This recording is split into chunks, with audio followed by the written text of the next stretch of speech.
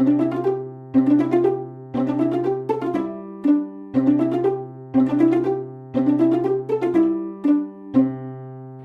este componente del seminario revisaremos elementos relacionados con el manejo in situ de una desregulación emocional, pero también con aspectos que tienen que ver con la preparación del contexto a lo largo del tiempo para prevenir esas desregulaciones. A partir de ahora vamos a hablar mucho de factores predisponentes y de factores distales y proximales. Ya se van a ir dando cuenta de cómo vamos acoplando todo esto para que tome sentido tanto conceptual como práctico. En los componentes anteriores, Marcela nos venía hablando acerca de la neurodivergencia, que tal como lo define Asazumasu, pionera en el uso de este concepto, describe a una persona con un funcionamiento diferente de la norma, alguien que diverge de lo típico. En esta definición, la norma es entendida, la norma, como un conjunto de características que se asumen como típicas. Suena tautológico, pero esa recursividad tiene un trasfondo de activismo social. ¿A qué me refiero con esto? En realidad, aquí hay que hacer una gran distinción porque, por un lado, está el modelo médico, que habla de trastornos, por ejemplo, trastornos del espectro autista o trastorno por déficit de atención e hiperactividad, y todos los diagnósticos del DSM o el CIE que en cierta medida conocemos. Y se asume una perspectiva de intervención clínica sobre algo que supone que hay que corregir, algo que arreglar. Y probablemente desde ahí a veces pareciera que el empeño de todos nosotros los profesionales fuera ver cómo hacemos para que una persona pueda finalmente superar sus dificultades y comportarse como lo hacen todos los demás. ¿Y quiénes son todos los demás? Los neurotípicos. ¿Y por qué se supone, por qué decimos que somos neurotípicos? Porque aparentemente hay un grueso, alrededor del 70% de la población mundial, una mayoría que funciona más o menos dentro de la misma dinámica neurológica. Y el que no se ajusta a eso, el que no funciona de esa manera, se considera neurodivergente. ¿Qué pasa cuando se empieza a hablar de neurodivergencia? Que lo que se busca es dar a entender que no son trastornos. De hecho, hay colegas que dicen que el autismo no es un trastorno, sino incluso una variedad de la evolución natural y que el modo de operar de eso que llamamos hoy neurodivergencia viene a cumplir funciones adaptativas que son cruciales para la supervivencia colectiva de la especie. En lo particular, no estoy todavía en ese punto. Esto es para discutir en otro momento, pero lo que quiero transmitirles es que la perspectiva de la neurodivergencia nos habla de condición o de una forma distinta de funcionar y en lugar de hablar de intervención clínica o de tratamiento, habla de acompañamiento. Todo esto, de hecho, incluso tiene sus matices políticos, pero no nos vamos a dedicar a eso en esta oportunidad. Se los muestro para generarles inquietud y que busquen profundizar después. Algunas formas de neurodivergencia que, si nos vamos al modelo médico o al modelo clínico, es lo que está en el capítulo de trastornos de desarrollo neurológico del DSM-5. Lo que antiguamente en el DSM-4 eran los trastornos de inicio común en la infancia y la adolescencia, más los trastornos generalizados del desarrollo, que luego se reorganizaron y ahora se agrupan en el capítulo de trastornos del desarrollo neurológico. Algunos de ellos, el trastorno deficitario de atención e hiperactividad, el trastorno del espectro autista, las dificultades del aprendizaje, y también incluimos en este espacio, aunque no está tipificado dentro de los manuales, las altas capacidades. Tenemos entonces algunas formas de neurodivergencia.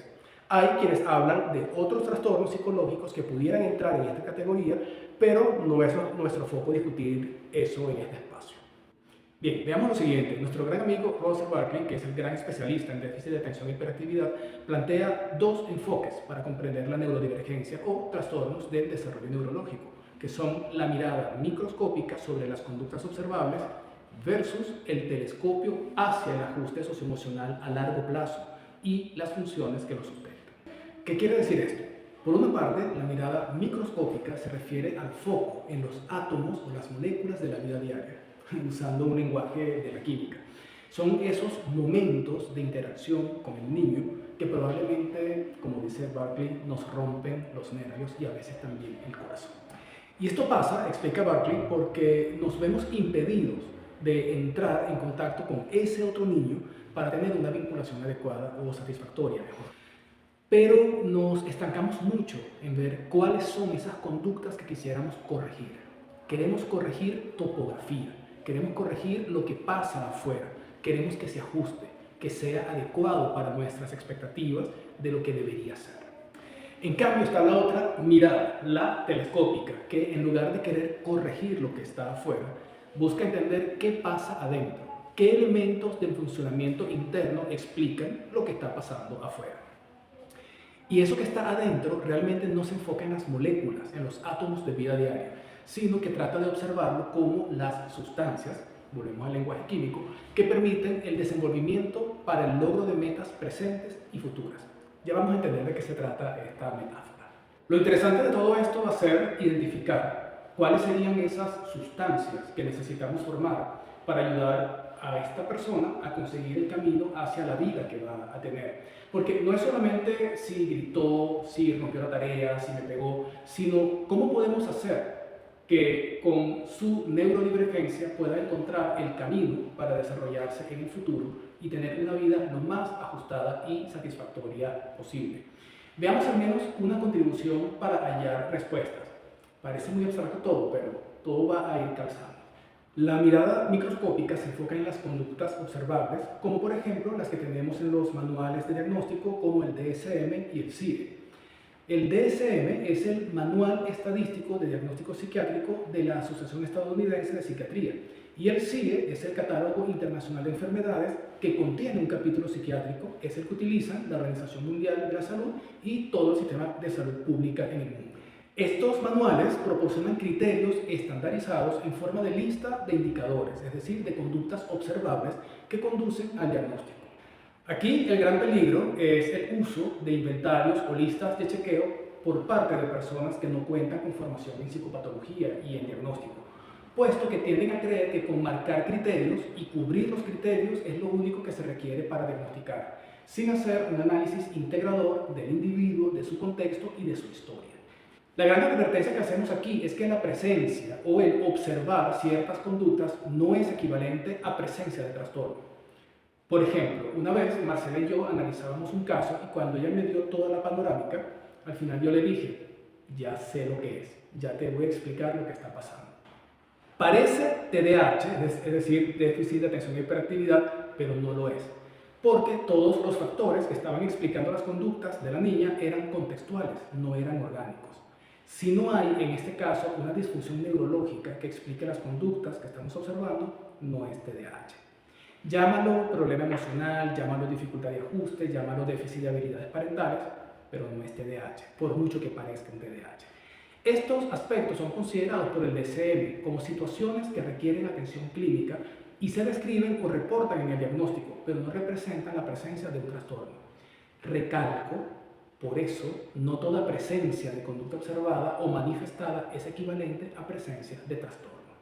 En la mirada microscópica también se habla de niveles de severidad, la clásica escala de leve, moderado, severo y profundo, que se obtiene principalmente a partir de los puntajes estandarizados como el cociente intelectual. Atención acá, yo no descarto la mirada microscópica, no es algo que haya que abolir, tiene un rol importante en la comprensión de los individuos. Me parece que lo relevante es tener presente que las adecuaciones y los apoyos no son solamente de cantidad, sino también de intensidad, frecuencia y tipo, como lo vamos a ver a continuación. La mirada telescópica nos ofrece una visión amplia y longitudinal que no se queda en la conducta, sino que se basa en identificar qué problemas hay en las funciones del pensamiento que pueden estar dificultando la vida diaria, tanto en la conexión con la experiencia y aprendizajes del pasado, como en el control de las actividades presentes y en la proyección de lo que se hará en el futuro. Esto, sobre todo en la siguiente clase, cuando pasemos al análisis funcional de la conducta, va a ser nuestra fuente de lenguaje para identificar factores desencadenantes de desregulaciones emocionales y conductuales. Luego, otra diferencia que hay entre la mirada microscópica y la telescópica es que esta, en lugar de hablar de niveles de severidad, habla de niveles de apoyo, los cuales se determinan como intermitente, limitado, extenso y generalizado, que los vamos a definir más adelante. Estos niveles de apoyo son una adaptación que se toma de la Asociación Estadounidense de Discapacidad Intelectual, que antiguamente llevaba el nombre de retardo mental, cuando también se utilizaba la clasificación de leve, moderado, severo y profundo. Pero esto cambió más o menos a finales de los 90, principios de los 2000, cuando la asociación señalada propuso este cambio y que hoy se aplica, incorporado también en el DSM-5. Esto significa que hace bastante tiempo se viene hablando de las funciones ejecutivas y de los niveles de apoyo. Pero, ¿qué son? En síntesis, como lo dice Bauermeister, son actividades mentales complejas para planificar, organizar, guiar, revisar, regular y evaluar el comportamiento propio necesario para adaptarnos eficazmente al entorno y alcanzar eventualmente el éxito.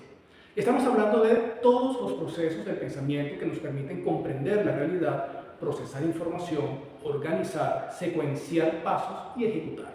Clasificaciones de funciones ejecutivas hay todas las que quieran encontrar. Por ejemplo, está esta de Casinello, quien define las funciones ejecutivas como procesos cognitivos fundamentales para nuestro día a día y sirven para desenvolvernos en nuestro entorno y conseguir nuestros objetivos.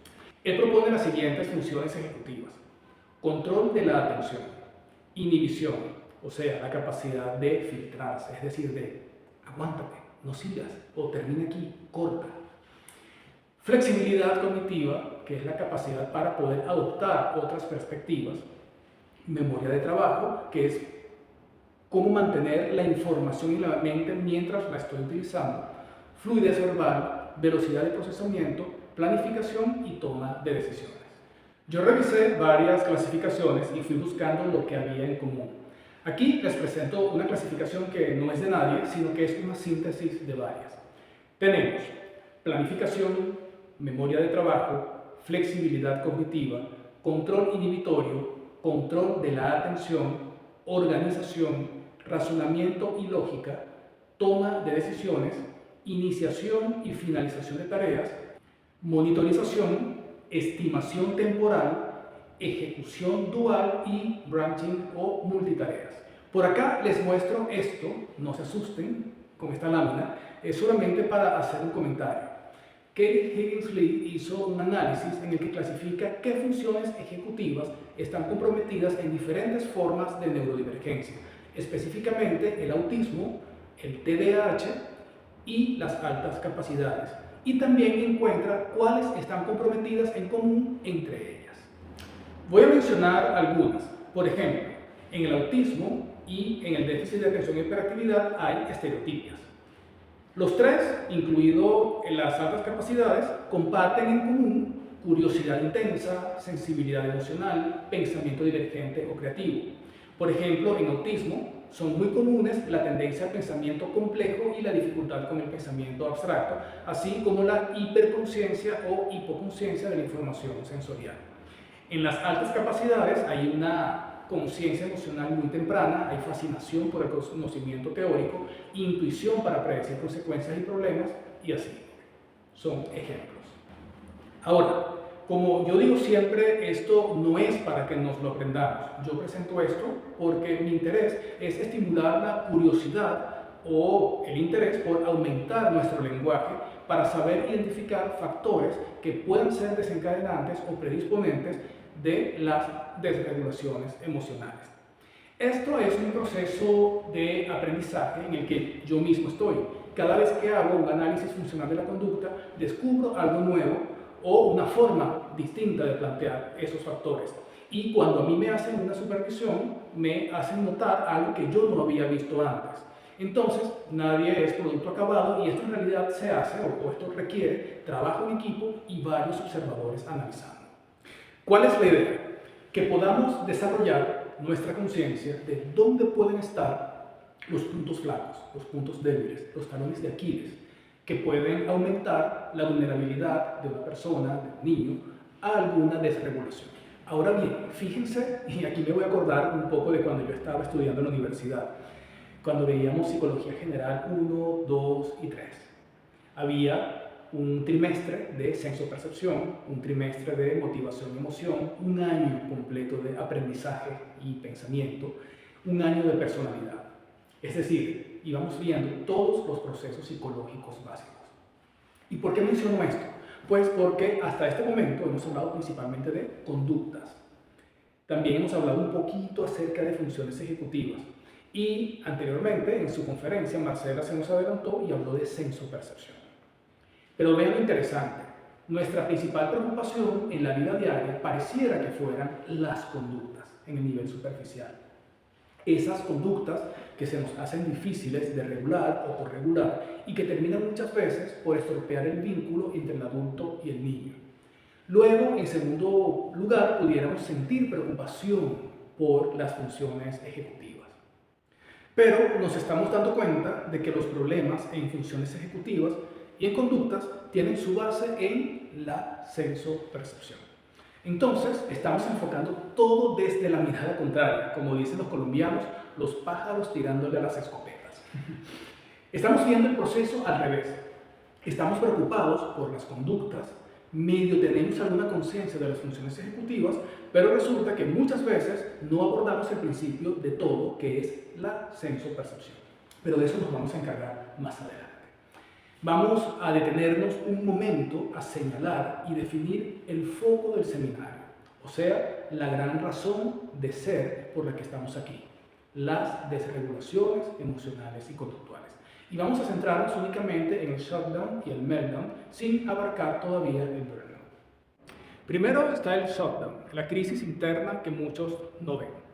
El shutdown es una respuesta al estrés que genera la sobrecarga sensorial y consiste en un estado de bloqueo interno, agotamiento mental o desconexión cuando una persona se siente abrumada o sobreestimulada.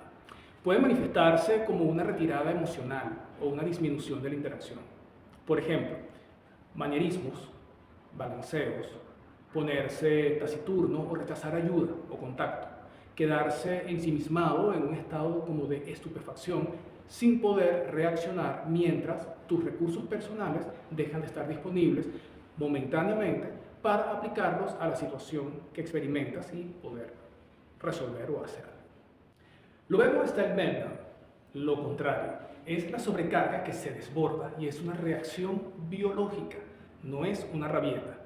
Para distinguirlos, básicamente la rabieta es una estrategia que utiliza una persona o el niño con la finalidad de obtener un privilegio y lo utiliza porque anteriormente ha sido reforzada sin enseñarle normas y habilidades para ese objetivo personal. En cambio, un meltdown, aunque en topografía pueda ser similar, ocurre porque es una respuesta biológica a una sobrecarga sensorial o emocional y no para obtener un privilegio, sino porque la persona, el niño, no sabe comunicar qué le pasa. Es una respuesta intensa, abrumadora a la sobrecarga sensorial o emocional que puede manifestarse como una pérdida temporal del control. Durante un meltdown la persona puede gritar, llorar, golpearse de forma repetitiva, golpear objetos e incluso tener desregulaciones emocionales y conductuales. Ahora lo que nos interesa es saber qué los produce. Y uno de los factores desencadenantes o precipitantes más poderosos que suelen estar más próximos a la aparición de estas desregulaciones es la sobrecarga sensorial, o como lo expresa esta lámina, los sensory triggers. ¿De qué se trata? Principalmente de un problema en la sensopercepción. Recordemos que las condiciones neurodivergentes pueden presentar problemas con la captación y el procesamiento de la información sensorial, bien sea por hipo o hipersensibilidad. Eso en primer lugar, y luego con su integración. Se presentan dificultades en el funcionamiento neurológico para filtrar o discriminar lo esencial de lo no esencial y entonces no se logra poner estímulos en segundo plano mientras se opera en primer plano lo que necesita para desarrollar una tarea determinada. Una persona neurotípica suele hacer esto con menos dificultad o incluso de manera natural sin darse cuenta, sin que consuma mayores montos de energía cognitiva. En cambio, una persona neurodivergente requiere muchas veces aprender estrategias específicas y no solamente aprenderlas, sino que se las enseñen, que se las muestren, para regular de manera muy consciente, muy controlada, muy regulada esos procesos. Doctora Sor, ¿cómo se ve un típico cerebro autista en el electroencefalograma? Todos los niños dentro del espectro son diferentes, pero tienen algunas cositas en común. Por ejemplo, la gran mayoría es capaz de producir una onda importante llamada la onda alfa, que se genera aquí atrás. Una vez que esa onda alfa se genera, ella debería progresar o transmitirse a todo el cerebro y llegar a las áreas frontales. En los niños dentro del espectro, una de las cosas típicas que vemos es que esa onda, por algún motivo, no progresa, no llega al frente. Esto tiene sentido porque a grandes rasgos la región posterior es encargada de recibir información, de captar esa información. Se procesa y la corteza frontal y prefrontal es la encargada de expresar de algunas emociones e inclusive de tu capacidad social. Los niños dentro del espectro captan todo lo que uno les está diciendo. Ellos lo entienden. El problema es el procesamiento y sobre todo la expresión de lo que quieren decir. Veamos ahora algunos desencadenantes contextuales y ponemos así un pie adelante en lo que vamos a mostrar en el módulo siguiente. Saber reconocerlos. Por ejemplo, la sobrecarga sensorial, el bullicio social, el movimiento de gente alrededor, los ruidos fuertes, las luces brillantes, los olores intensos, las demandas cognitivas de tareas simultáneas, cambios en la rutina, interrupciones inesperadas, transiciones no anticipadas, entre otros. La escuela es una fuente inagotable de todos esos factores que aumentan la vulnerabilidad para sufrir una sobrecarga sensorial y, con mucha frecuencia, desregulaciones emocionales y conductuales. En la escuela entra alguien a la sala y anuncia que es hora de ir a ensayar no sé qué cosa, y entonces llega un profesor todo entusiasmado y dice vamos, y saca todo el grupo, todos salen felices, salen de clase, y queda uno de ellos ahí rezagado, paralizado, que no haya qué hacer con eso, queda realmente impactado. Y no nos damos cuenta de que esos cambios inesperados, no planificados, esa sobrecarga social y sensorial también, pueden ser avasallantes para algunas personas. Demandas sociales como interacciones complejas en las que hay que seguir códigos que otros manejan, pero que un neurodivergente no capta de forma natural. Llegar a una fiesta o a una reunión puede ser muy demandante, sobre todo permanecer en ellas. Y no se trata únicamente de falta de habilidad, es sensación de sobrecogimiento por el exceso de información sensorial, identificado por la hipersensibilidad y la dificultad de integración de información. Es algo que tiene que regular de manera consciente y eso es más demandante que para alguien cuyo cerebro lo hace de manera casi automática, sin tener que prestarle tanta atención a la regulación de esos procesos. Se trata realmente de una sensación que es biológica, de sobrecogimiento frente a la situación. Otro desencadenante poderoso puede ser la frustración, la ansiedad. Aquí entra mucho la parte cognitiva. Hasta el momento hemos visto mucho de la parte sensorial, pero también hay un elemento cognitivo que es muy importante, que son las creencias que yo desarrollo respecto a mí mismo y al mundo. Entonces, dentro de esas creencias puede haber algunas que me generan mucha ansiedad, que pueden ser disparadores de desregulaciones, como por ejemplo las expectativas de éxito bajas. Aunque yo haya estudiado mucho, aunque yo sepa mucho, me dan una instrucción o me ponen un examen al frente y en lo que yo veo la pregunta directamente digo, no sé, o es muy difícil, o no lo voy a lograr. Son pensamientos automáticos, irracionales, difíciles de modificar, tales como la percepción de dificultad de la tarea, el miedo a fallar, la anticipación de un posible castigo o de una burla o de una situación de vergüenza. Y son cosas que ocurren muy rápido, es muy difícil llegar a estar conscientes de eso que está pasando adentro y que podamos hacer algo para controlarlo en ese momento. Ahora, hay una gran pregunta y es si esto le pasa a todo el mundo. Nos preguntamos, ¿esto es exclusivo de las personas neurodivergentes? ¿Esto siempre es así? ¿A todos les pasa? Y la gran respuesta, como siempre, es sí y no. Veamos por qué. ¿Qué ocurre? Hablando coloquialmente, recuerden que podemos tener personas que uno dice, ay, pero él no parece que tuviera nada, versus personas que uno dice, sí, es una persona que se ve que tiene una dificultad.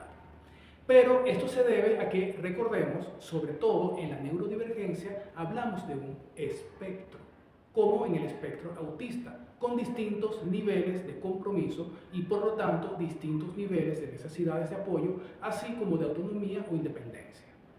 Lo primero que voy a señalar es que todas estas experiencias no son exclusivas de las personas neurodivergentes. Una persona o catalogada, identificada como posible neurotípica, también puede vivir estas situaciones. La diferencia es, primero, en la frecuencia con que le pueda ocurrir, la intensidad con que le pueda ocurrir e incluso la duración con que estas dificultades se les puedan presentar. Recuerden que hablamos de un espectro en el que todos nos podemos ubicar. Entonces, podemos tener personas claramente neurodivergentes con algún trastorno del desarrollo neurológico, personas con menos afectaciones, cosa que yo no creo que haya una persona completamente neurotípica, habría que ver qué es exactamente ser neurotípico, pero lo cierto es que todos podemos estar más allá o más acá. El punto está es en que, de acuerdo con los procedimientos de diagnóstico y los indicadores que se toman en cuenta para establecer ciertos diagnósticos, efectivamente hay unos puntos de corte y puede pasar que unas personas dentro de ese espectro queden justo en el límite y puedan llegar a ser o no neurodivergentes, pero de acuerdo con esa categorización. Entonces, otra cosa que puede pasar es que alguien no cumpla con los criterios suficientes para contar con el diagnóstico de una neurodivergencia. Sin embargo, estas personas pueden recibir una caracterización cualitativa respecto a algunas necesidades específicas en las que pueda requerir apoyos puntuales. Bien, pero nos volvemos a ubicar nuevamente dentro del mundo de la neurodivergencia. En muchos casos, para algunas personas no va a ser suficiente que les demos una instrucción verbal, porque todavía no han recibido posiblemente el acompañamiento para poder aumentar sus recursos. Entonces, pudiera requerir que les tengamos que mostrar cómo hacerlo, o no solamente mostrárselo, sino acompañarlos físicamente, ayudarlos a que desarrollen alguna forma de propiocepción para entender qué movimientos, qué acciones tienen que hacer para poder desarrollar una tarea como masticar, hablar, caminar, correr, escribir. Conozcamos los 4 niveles de apoyo que se plantean: intermitente, limitado, extenso y generalizado. Voy a dar bastantes ejemplos, pero antes veamos una representación de cómo es esta progresión de niveles de apoyo que hay que tener presente, no son exclusivos para los trastornos del desarrollo neurológico. Go home every once in a while. Tell my mama that I miss her smile. Stop staying out nights just a little too late. I know I'm changing, but please don't blame me. When I finally wake up and realize I'm alone, then maybe I'll call home. Two alarms that I missed. En el intermitente los apoyos son necesarios, pero de forma ocasional o esporádica, solo cuando la persona los necesita en aspectos bastante concretos. Por ejemplo, recordatorios ocasionales para iniciar una tarea, ayuda puntual para comprender instrucciones nuevas o más complejas, orientación emocional esporádica cuando se frustra, por ejemplo, tómate un minuto, respira, vas bien, acompañamiento breve cuando debe adaptarse a un cambio inesperado, un profesor sustituto, un cambio de sala. El nivel de apoyo limitado se caracteriza por ser consistente durante un tiempo, pero no necesita ser intensivo y tampoco permanente. Por ejemplo, trabajo con pautas visuales durante algunas semanas hasta que integra una rutina. Adaptación inicial del material mientras adquiere una habilidad. Uso de resaltados, pasos numerados, tiempos extendidos. Tutoría periódica, por ejemplo, 2 veces por semana para fortalecer lectura, matemáticas o habilidades sociales.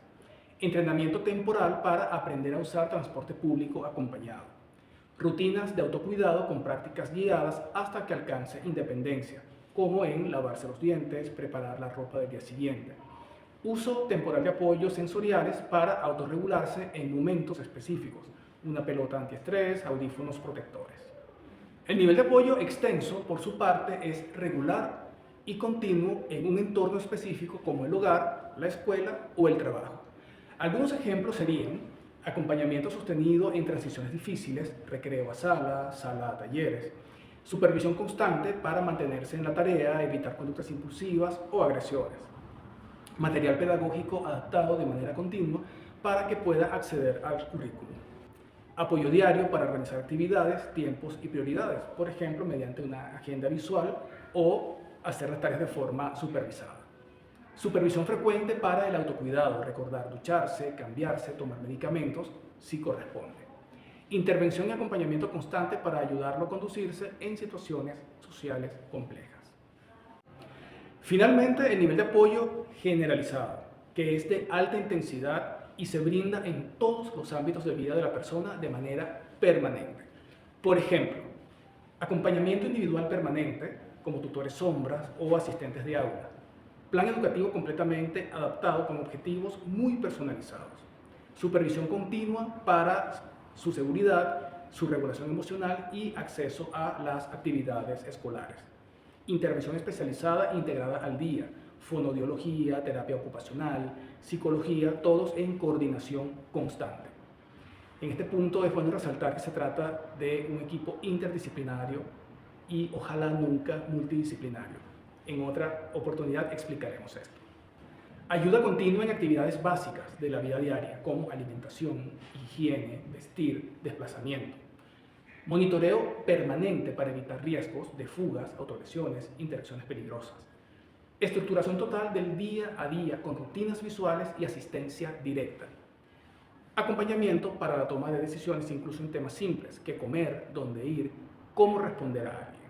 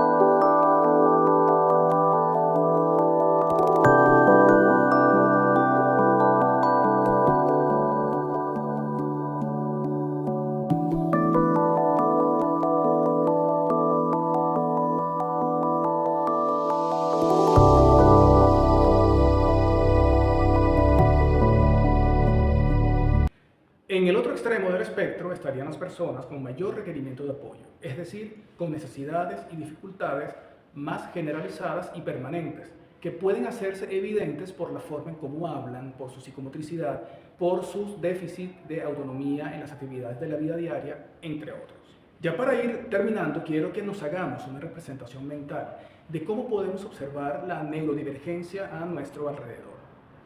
Recordemos que se trata de un espectro que puede implicar distintos niveles de potencial o de desempeño en toda la variedad de funciones psicológicas y a partir de ahí los requerimientos de apoyo que cada quien pueda tener.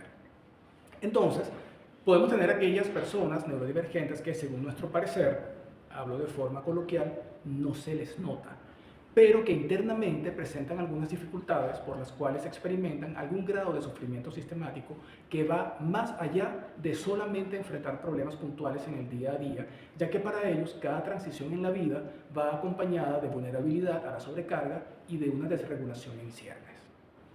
De este modo cerramos este recorrido por los factores que predisponen y precipitan las crisis. Hemos navegado desde la comprensión de la neurodivergencia más allá del diagnóstico médico, pasando por la importancia crítica de la sensopercepción y las funciones ejecutivas, hasta entender que los apoyos no son talla única, sino que varían en intensidad y duración. Pero sé que ahora mismo pueden tener muchas piezas de rompecabezas tiradas sobre la mesa y la gran pregunta es, ¿cómo ordeno todo esto cuando tengo al niño o al estudiante frente a mí? Justamente no nos vamos a quedar solo en la teoría. Todo lo que hemos revisado aquí son los insumos necesarios para lo que viene. En el próximo módulo entraremos de lleno en el análisis funcional de la conducta. Allí dejaremos de adivinar por qué ocurren las cosas y aprenderemos una metodología para identificar qué detona realmente una conducta y, lo más importante, qué función está cumpliendo para esa persona. Vamos a aprender a leer el contexto para prevenir en lugar de solamente reaccionar. Muchísimas gracias por su atención, por su curiosidad y sobre todo por la disposición a cambiar la mirada, de querer corregir conductas a querer comprender y acompañar personas. Nos vemos en la próxima sesión.